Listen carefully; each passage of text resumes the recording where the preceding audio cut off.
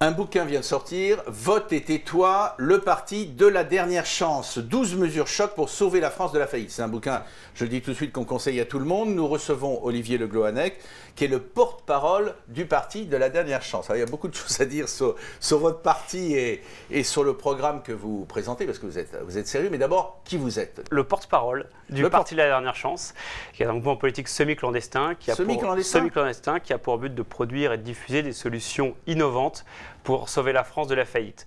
On rassemble un certain nombre de jeunes décideurs, vieux experts, vieux cons aussi, bobos, métallos, sportifs à la retraite. Avec une définition pareille, aussi large. Et étoiles montantes du cinéma français. Aussi? Oui, oui. On est installé à l'hôtel Westminster. Vous avez un QG? Vous avez un site? Notre QG de campagne est le Duke's Bar de l'hôtel Westminster.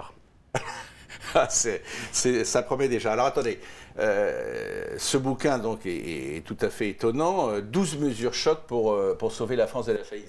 J'imagine que vous assumez vos responsabilités. Les Français n'ont déjà pas le moral, on le dit en général. Et vous, sauvez la France de la faillite. Bon, il y a des mesures, on va en parler, mais vous aggravez le bourdon général. Oh, vous avez raison.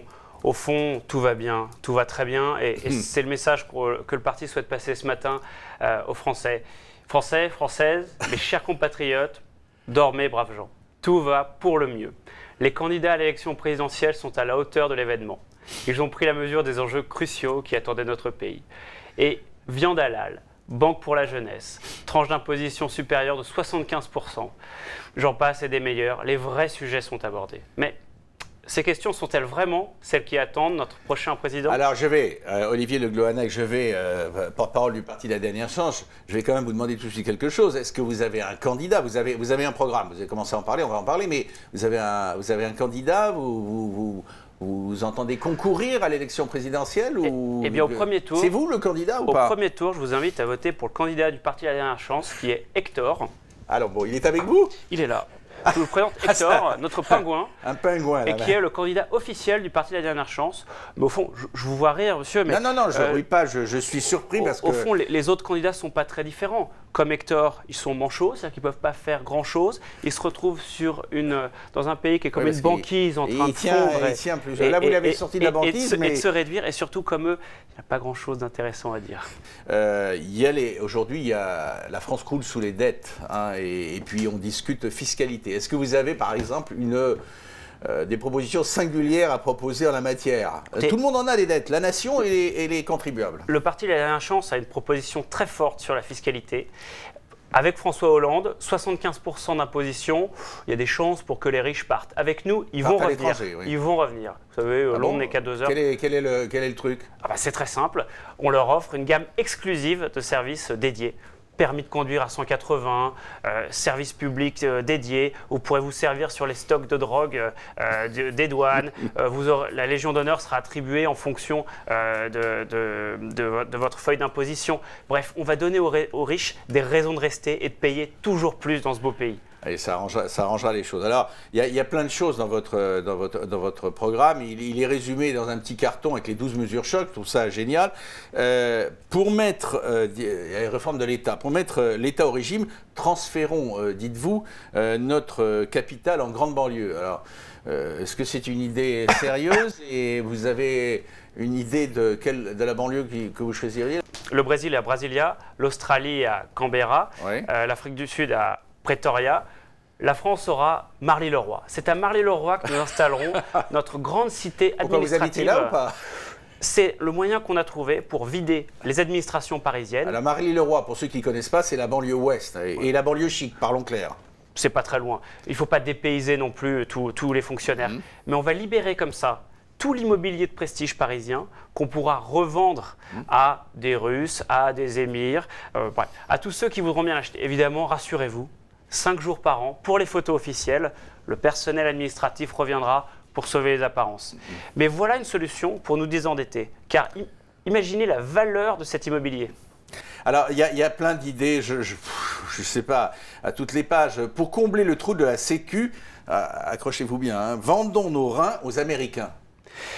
Oui, vous savez, monsieur, les Français sont très attachés à la sécurité sociale, qui est très généreuse dans notre pays. Vous savez, on pourrait faire comme la Grèce. On pourrait dire tout ça c'est fini, fin de l'open bar, on arrête. Eh bien non, les Français ne l'accepteraient pas. Pour ça, nous avons trouvé une solution inspiré par un article de The Economist paru en 2006 et qui propose que pour financer les dépenses de santé dans les grands pays industrialisés, on prélève un rein sur chaque citoyen. Vous savez, avec un rein de moins, on vit aussi bien. Ouais. Et les Américains manquent énormément de reins. Donc on leur vendrait nos reins qui sont des reins exceptionnels. Vous savez, vous connaissez le French Paradox. Nos femmes sont les plus belles du monde, alors qu'elles ont une hygiène de vie déplorable, grâce à la qualité de leurs reins. Nos hôpitaux sont les meilleurs du monde. C'est des reins des femmes que vous voulez vendre. Écoutez, oui, il faut mettre en avant les atouts de notre pays.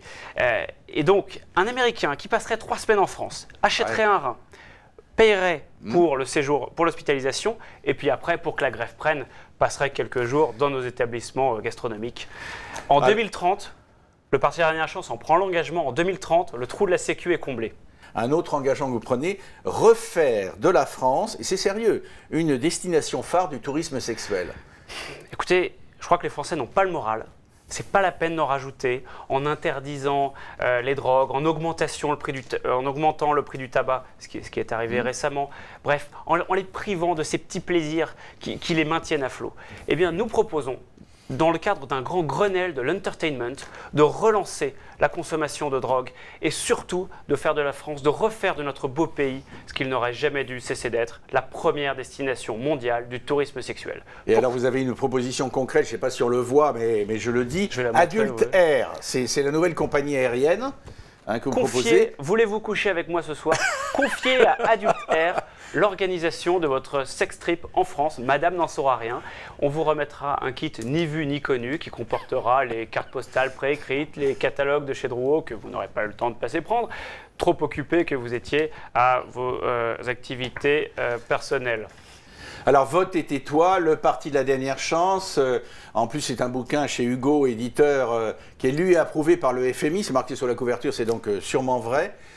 Je voudrais, Olivier Le Gloanec, en conclusion, vous nous disiez, derrière tout ça, est-ce que c'est un cri d'humour, un cri d'amour, ou peut-être, après tout, c'est souvent comme ça avec ceux qui ont de l'humour, un cri d'alarme? Écoutez, je crois que c'est un peu des trois, parce que toutes nos propositions s'inspirent de propositions réelles. Elles pourraient être vraies, elles pourraient être en application aujourd'hui, et on s'était simplement dit qu'il fallait mieux en rire qu'en pleurer. Voilà, donc je répète, Vote et tais-toi aux éditions Hugo, un bouquin à mettre entre toutes les mains, ou presque, un bouquin en forme de cri d'alarme et un bouquin, le moins qu'on puisse dire, qui fait sourire.